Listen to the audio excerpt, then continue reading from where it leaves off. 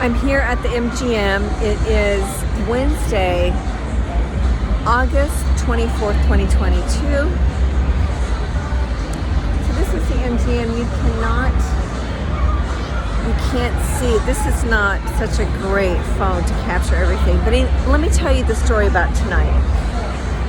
I met some musicians on the soft opening last Tuesday, August 16th. So I was working on the Truly deck, and my job is to make sure that patrons are having a wonderful time.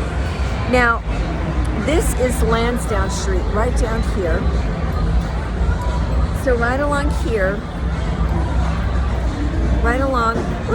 Lansdowne, let's see here. You've got Loretta's Last Call, the Cheeky Monkey,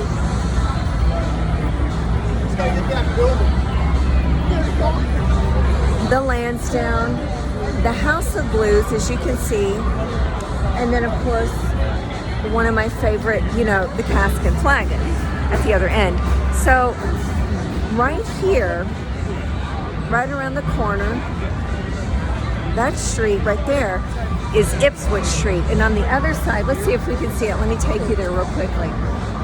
This is the Boston Arts Academy.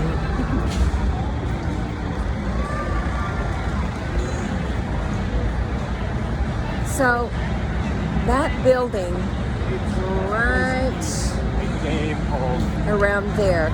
Woo, right there. I'm sorry. It's really hard for me to see. But anyway, they're an arts school, and so they produce musicians, all kinds of artists. And I plan on going and visiting because I met some of the artists. So tonight, the show was alumni of the Boston Arts Academy.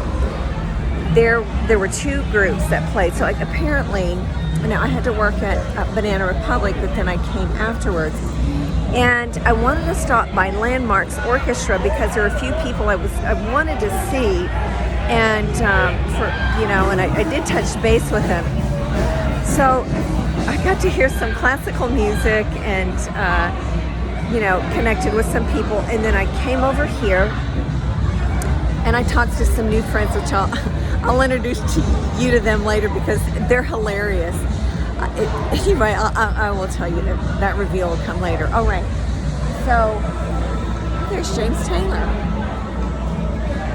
coming Monday and Tuesday. Next Monday and Tuesday. Okay. So I biked here. Okay. All right. So I took my bike into Papa Wheelie's on Commonwealth Ave because, let me just show you real quickly.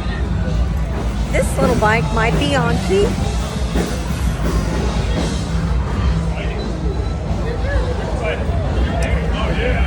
this Bianchi survived Harvey, and it was in need of, right here, I needed a new wheel, new chain. I got new tires, 2 new tires, and the inner tubes. It is completely tuned up. It's like a new bike. So I took it in a week ago. I picked it up today. I rode the train into Papa Wheelie's, picked it up, went to Banana Republic, and I'm wearing, even though it's 75 degrees, I'm wearing a turtleneck because it gets very cold inside Copley. And then here, I wasn't for sure what the temperature is like, but it was perfect. The other thing is the wind is always blowing, and of course if you're riding a bike, then you don't, it's a little cool, so a sweater is perfect. All right, so I picked this up, I bike over to Landmarks at the Hat Shell, and then I bike over here, and I came to see Danny Rivera, who's an alum of Boston Arts Academy, who I met, and he is a designer, a clothing designer, and a musician. And he was with a young man named Gavin, who graduated from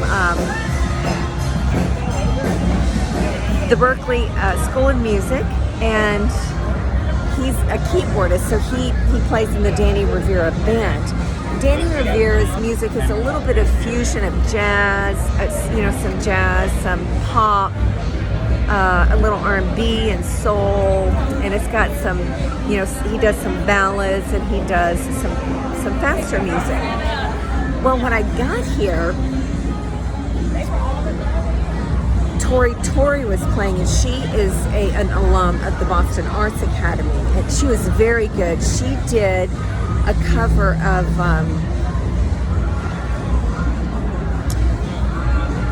I don't think it was the Fleetwood Mac song. It wasn't Fields of Gold. I'll think of it in a second. It might have been Fields of Gold, but I don't think it was. I sang the whole thing anyway. So I decided I wanted to get a little beverage and something to eat. And when you come to venues like this, you're going to have to take out a second mortgage to order something. But you can't bring stuff in, so you're going to have to do. And by the way, here they are cashless. You have to do. You're going to have to do your credit card, or if you bring cash, you go to a machine and you purchase a Visa or MasterCard, whatnot, with the cash that you have, and then you can use that at the, whether you're buying merch, beverages, food, whatever you need it for. So, first off, I got to see all of my coworkers who were they're like, oh, you're coming to see the show, yay! So they were great. And when I got here, I didn't know where to park the bike. So the guys were trying to help me find a bike. Well, anyway, I met some guys across the street. He said, okay, we're going to watch your bike for you. I finally found this pole right here in front of Loretta's last call, and I parked my bike here, and everything was fine. So anyway, and the guys at the MGM said they'd watch out. The guys from Loretta said they'd watch out. Anyway, they're great. So I go in, and it took me a while to find food. Well, I ran into the he's like my boss a couple of levels up, and so he said, well, okay, go to, and he's a great assistant GM. He said, go to the kiosk, it's on the first floor, it's past the first bar, go make your order. So I went and bought my pretzel and cheese sauce at 8:45. And I met a whole bunch of the people, at the bars, and so anyway, I was waiting for my pretzel. 15 minutes go by, 30 minutes go by, and I met some great people along the way who kept asking me, have you gotten your pretzel yet? And I said no. So somebody said, go up to the second level, there's a kitchen up there. No pretzel up there. Go back down, and I run into the VP of operations. And I said, well, just so you know, I ordered a pretzel 30 minutes ago. And she said, have you gotten it? I said, no. But this is happening to me so you can work out the bugs. She said, let me know how it all goes down.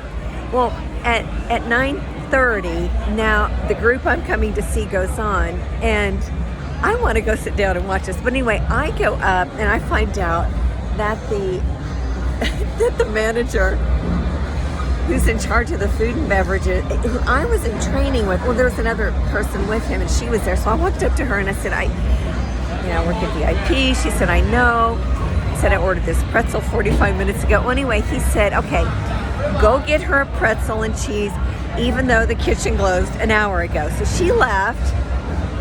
She comes back 10 minutes later with the bad news. He comes up to me and he says, we don't have a pretzel. We don't have a pretzel for you. It gets better. He said, I'm going to refund you, and I'm going to give you a rain check for something much better when you come for a show.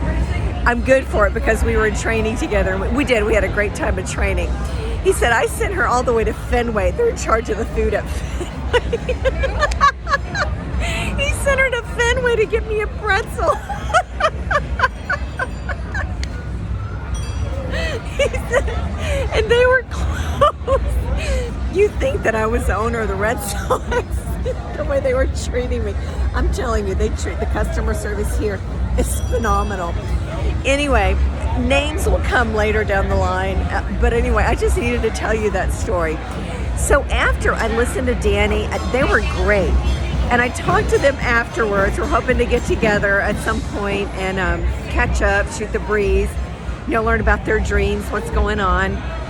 So that's it. That's my story about the pretzel, the MGM. My first time as a patron. I will come back as a patron, but I'm working for quite a few shows indefinitely, which I'm really looking forward to. And I love it. I don't even care that I don't see the shows. I hear great music. But I love working with the patrons and helping them find what it is they need to find, answer their questions, make sure that they're feeling good and safe, and finding the bathroom, finding the coat check, whatever it is, the exit, and whatever it is that they need, or sending them to the right person. So thank you for joining me on my great adventure as a patron at the new MGM. So please come when you come to Boston and enjoy your visit at the new MGM. Thanks for joining me. Take care. Bye-bye.